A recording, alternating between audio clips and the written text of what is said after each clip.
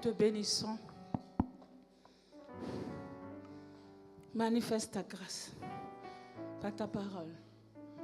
Et que ton seul nom soit célébré. Merci Seigneur. On va lire ensemble le thème depuis le dimanche passé. C'est le même thème qui continue aujourd'hui. 1, 2, 3, on peut aller pour la lecture du thème. Le prix à payer. Encore une fois. Le prix à payer. Une dernière fois. Le prix à payer. Alléluia. On va aller. Qui comprend ce que c'est que le prix à payer? Qui comprend ce que c'est que le prix à payer? Depuis dimanche passé, papa nous a bénis avec ce beau message qui est le prix à payer. On a compris beaucoup de choses. Qui a compris quelque chose depuis dimanche passé? Je ne vois pas les mains des bras. Ou bien vous n'étiez pas là? Alléluia. Amen. Alors aujourd'hui, nous continuons dans ça. On va prendre les versets qui sont en rapport avec ce thème. On y va mettre le premier verset. Amen. Je lis la parole du Seigneur. Amen. Philippiens 2, versets 7 à 11. Au contraire, il a de lui-même renoncé à tout ce qu'il avait et il a pris la condition de serviteur. Il est devenu homme parmi les hommes. Il a été reconnu comme homme. Il a choisi de vivre dans l'humilité et s'est montré obéissant jusqu'à la mort sur une croix. C'est pourquoi Dieu l'a élevé à la plus haute place et lui a donné le nom supérieur à tout autre nom. Yes. Il a voulu que, pour honorer le nom de Jésus, tous les êtres dans les cieux, sur la terre et sous la terre se mettent à genoux et que tous proclament à la gloire de Dieu le Père, Jésus-Christ est le Seigneur. On peut acclamer cette belle lecture, cette parole puissante. On y va pour le deuxième verset. Apocalypse 3, verset 11. Je viens bientôt. Tiens fermement ce que tu as, afin que personne ne te prenne ta couronne de victoire. Reprends ça encore. Je viens bientôt. Tiens fermement ce que tu as, afin que personne ne te prenne ta couronne de victoire. Alléluia. Est-ce qu'on a ici des couronnes de victoire? Alléluia. Est-ce qu'on a ici des couronnes de victoire? Yes. Dans ce passage, c'est une affirmation. Amen. On ne demande pas si tu as ou tu as. Lui-même, il sait que tu l'as. Alléluia. Tu as une couronne de victoire. Et on nous dit, tiens-la fermement. Alléluia. On doit la tenir fermement par rapport à qui? Parce que Jésus revient bientôt. Alléluia. Ta couronne, tu ne la tiens pas fermement pour ton frère, pour ton voisinage. On peut s'asseoir s'il vous plaît. Mais la couronne, nous la tenons pour la venue de Jésus-Christ. Parce que le thème est le prix à payer. Remets-moi le premier verset s'il te plaît. Nous allons continuer comme je l'ai dit. Bien-aimés, quand nous avons un Dieu, nous devons apprendre à connaître ce Dieu. Quand nous avons un Dieu, nous devons savoir qui il est. Où est-ce qu'il a passé? Qu'est-ce qu'il a fait? Parce que nous sommes ici dans la présence de Dieu. Nous sommes tous rassurés que nous sommes dans la miséricorde. Nous sommes dans les résultats de quelqu'un. Amen. Le sacrifice de quelqu'un. Quelqu'un a payé le prix pour que toi et moi, on soit assis en ce lieu. On puisse avoir des identités appelées enfants de Dieu. On puisse avoir des identités appelées chrétiens, chrétiennes. Quelqu'un a payé le prix. Il a écrit ici au contraire, il a lui-même renoncé à tout ce qu'il avait. Christ, la Bible dit ici, il s'agit de Christ. Il a renoncé à tout ce qu'il avait. Christ avait tout puisqu'il était Dieu. Amen. Il a renoncé à sa royauté. Il a renoncé à sa puissance. Il a renoncé à sa position. Il a renoncé à tout ce qu'il avait qui pouvait le donner, c'est-à-dire lui donner la place de Dieu glorieux. La Bible dit qu'il a renoncé à tout ça et il a pris la condition de serviteur. Il était le maître depuis à côté de son père là-haut. Mais quand il vient à cause de toi et moi, il dépose son statut et puis il se positionne comme un serviteur. Je prends un exemple, comme dans une entreprise, le PDG, il est PDG, mais comme on le voit dans le film ou dans l'émission où le patron est incognito, il vient et puis il se fait passer pour l'ouvrier le plus bas de la société. Alléluia. Pour voir ce qui se passe. Nous, ici, ce n'est pas pour voir ce qui se passe. Il a fait ça pour que toi et moi, on soit sauvés. Amen. Il a fait ça pour que les situations qui nous tenaient captifs, ces situations-là tombent à sa vue. Parce que quand il a payé le prix, en payant ce prix, quand toi tu arrives, oui, l'image que tu avais, quand ton père et ta mère t'ont mis au monde, dès l'instant que tu es parmi ceux pour qui Jésus a payé le prix, cette image n'est plus la même image qui est vue par l'ennemi, par les sorciers. Cette image est transformée parce que Jésus te donne le pouvoir. Jésus te donne la transformation. Jésus te donne une autre image qui peut se tenir face à l'adversité, qui peut se tenir face aux oppressions, qui peut tenir face à tout ce qui peut te mettre captif parce qu'il a payé le prix pour toi. Est-ce que souvent on est prêt de prendre la position de serviteur? Est-ce qu'on ne reste pas sur nos galons pour dire non, moi, dans la société, moi je vais là. Non, moi je suis quelqu'un de responsable. Donc je ne peux pas venir à l'église ici et puis qu'on me dise que d'être ouvrière. Lui, il a fait. Il a payé le prix. Il a payé le prix. On verra après ce que ça lui a donné. Il est devenu homme parmi les hommes. Il n'était pas homme. Il était Dieu. Mais pour pouvoir t'atteindre, pour pouvoir te sauver, pour pouvoir connaître tes réalités, pour pouvoir se placer comme toi, pour te faire sortir de cela, il a laissé, oui, sa position de Dieu. Et puis il est devenu homme comme toi et moi. Pour comprendre un peu, quand on dit sort du péché, puis on ne sort pas là. C'est pourquoi on ne sort pas? Pour comprendre un peu, quand on dit arrête de fumer, puis on n'arrête pas de fumer là. Pourquoi est-ce que c'est comme ça? Mais quand on a suivi, lui il est venu en tant qu'homme là. On n'a pas appris que Jésus a vécu dans l'impudicité.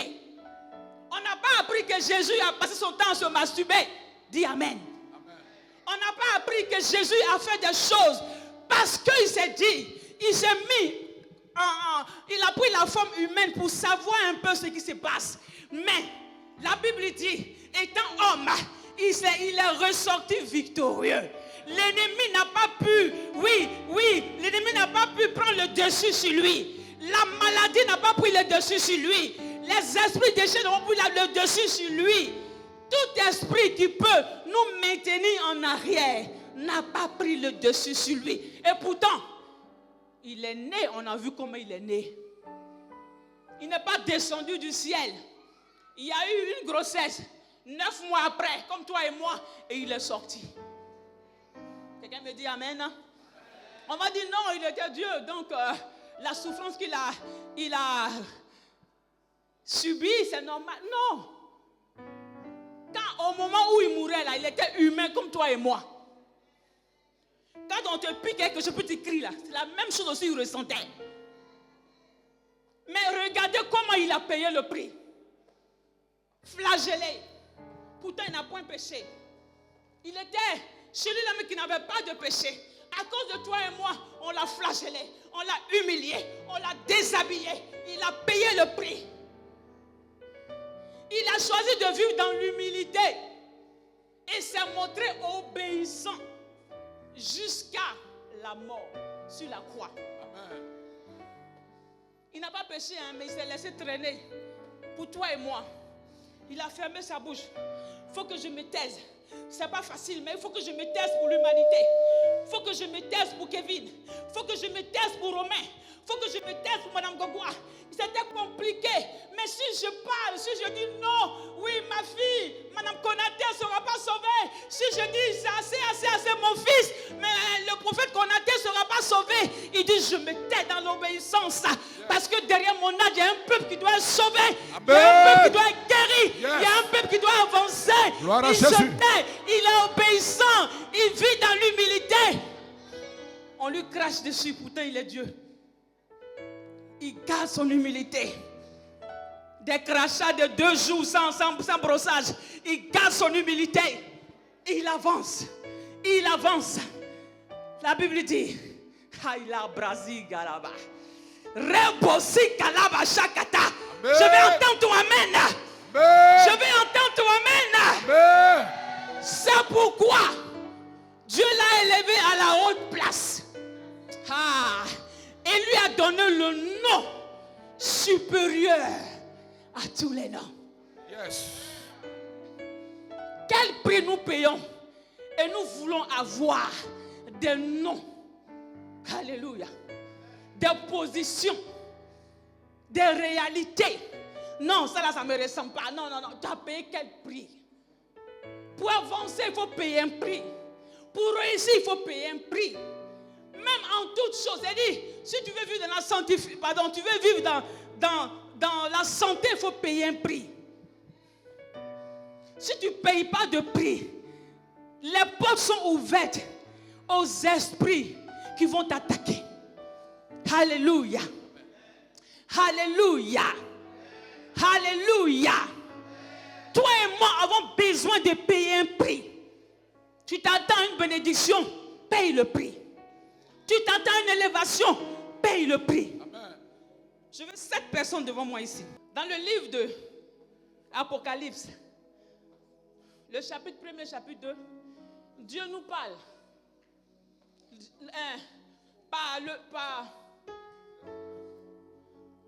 L'apôtre Jean reçoit la parole de Dieu, la voix de Dieu. Il dit, parle aux églises, aux 7 églises. Alléluia. Alors, je vais vous donner le nom de vos églises, vous les gardez. Toi, tu es l'église de Éphèse. Toi, tu es l'église de Smyrne. Toi, tu es l'église de Pergame. Gardez les noms. Plus loin, tu as l'église de Thyatire. Romain, tu as l'église de Sardes. Ma fille, tu as l'église de Philadelphie. Et la dernière, tu as l'église de Laodicée. Tu as quelle église? Tu as quelle église?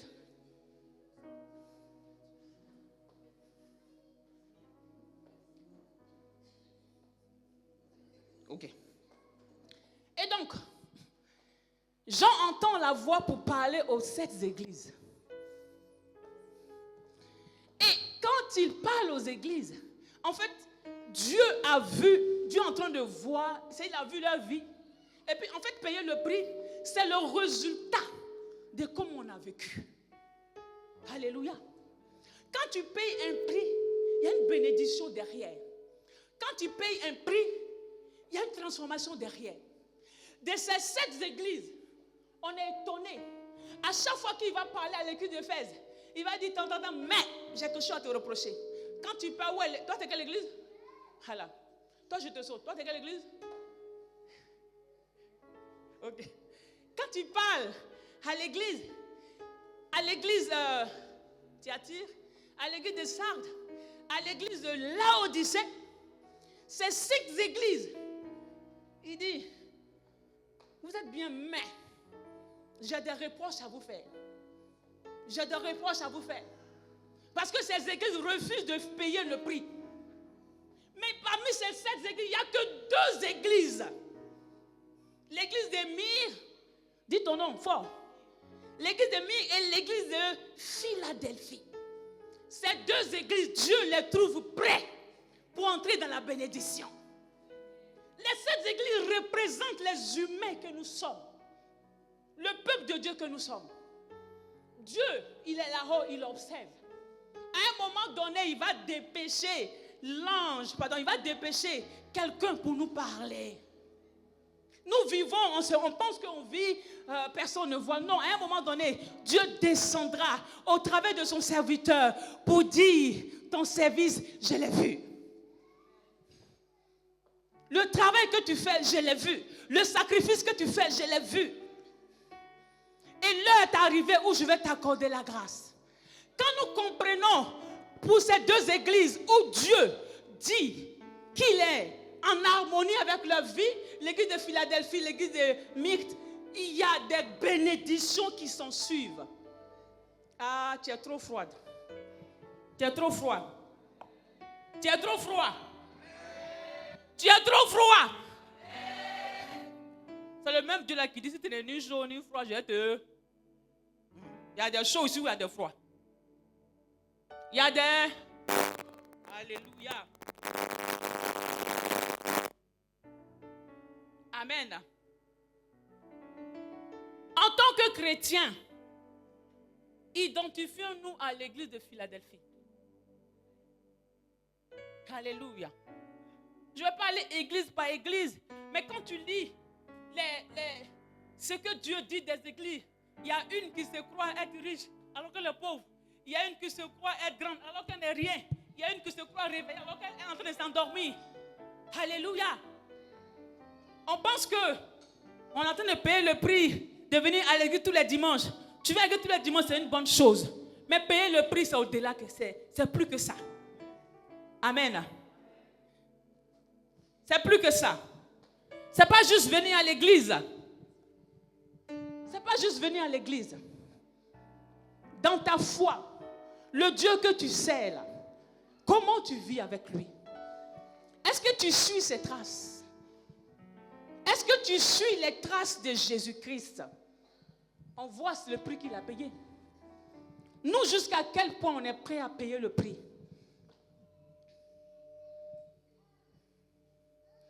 Est-ce que notre oui avec Jésus, ce n'est pas pour un temps? À un moment donné, ce oui-là se transforme à peut-être. Ou après, je ne sais pas. Et pour finir, c'est non. Amen.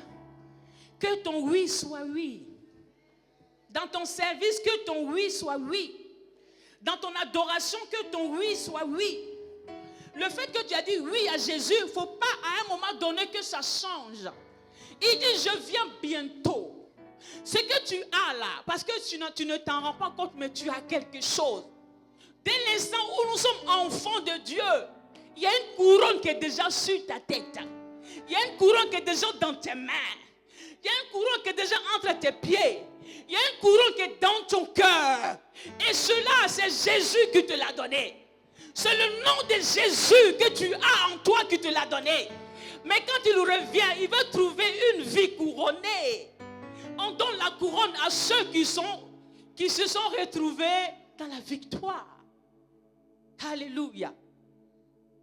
Je vous ai dit que lui, c'était compliqué, mais il allait jusqu'au bout. Amen. C'était compliqué, mais il allait jusqu'au bout. Dans le prix à payer pour nous en tant qu'humains, c'est souvent compliqué, mais est-ce qu'on va jusqu'au bout? Est-ce qu'à un moment donné, on ne dit pas, assez, je suis fatigué, c'est bon. D'autres personnes vont prendre le relais. J'ai longtemps marché avec Dieu, on me dit de vivre de la sanctification. Oui, je fais. On dit qu'à un moment donné, la femme, si tu ne fais pas, tu deviens folle. Il y a des gens qui ont entendu ça. On dit si je garde ma virginité, à un moment donné, je serai folle. Qui a dit ça? Si je vis selon la parole de Dieu, on va m'appeler quelqu'un qui n'est pas civilisé. On me prend pour un bizarre. Alléluia. On te prend pour un bizarre, on s'en fout. Devant Dieu, tu es quelqu'un à célébrer. Tu es quelqu'un à élever. Tu es quelqu'un à bénir. Amen. Alors, vous les 7 églises là, considérez que Amen. C'est des exemples que j'ai pris. Je n'ai pas dit c'est votre vie. Amen. C'est des exemples que j'ai pris. Mais vous devez comprendre que la même manière que Jean a reçu cette voix de parler aux anges des églises. C'est comme ça aussi Dieu souvent, il regarde dans nos vies. Il regarde dans nos vies. Et c'est ceux qui vont jusqu'au bout. C'est eux qui sont récompensés. La vie chrétienne, ce n'est pas 2 ans, puis après on fait break. On va dans le monde, après on revient. Non. Alléluia. jusqu'à ce que Jésus revienne. Alléluia. Jusqu'à ce que Jésus revienne. Nous devons payer le prix. Payer le prix dans la prière. Payer le prix dans une vie de sanctification. Payer le prix dans une disponibilité pour Jésus-Christ. Alléluia. Vous pouvez vous asseoir. Peut-être vous montrer l'exemple. Amen. Et donc, il a voulu que pour honorer le nom de Jésus, tous les êtres dans les cieux, sur la terre et sous la terre se mettent à genoux. Amen. Et que tous proclament à la gloire de Dieu, le Père, Jésus-Christ est le Seigneur. Est-ce que Jésus-Christ est notre Seigneur à tous? Quand on parle de payer le prix, on ne doit pas associer la puissance de Dieu avec la puissance des idoles. Quelqu'un me dit Amen? En fait, on a l'impression, quand on parle d'idole, on a l'impression que c'est un bois qui est quelque part dans la forêt, qui est comme une idole. Non, la télévision que tu aimes là, YouTube, Facebook que tu aimes là, c'est une idole. Quelqu'un me dit Amen?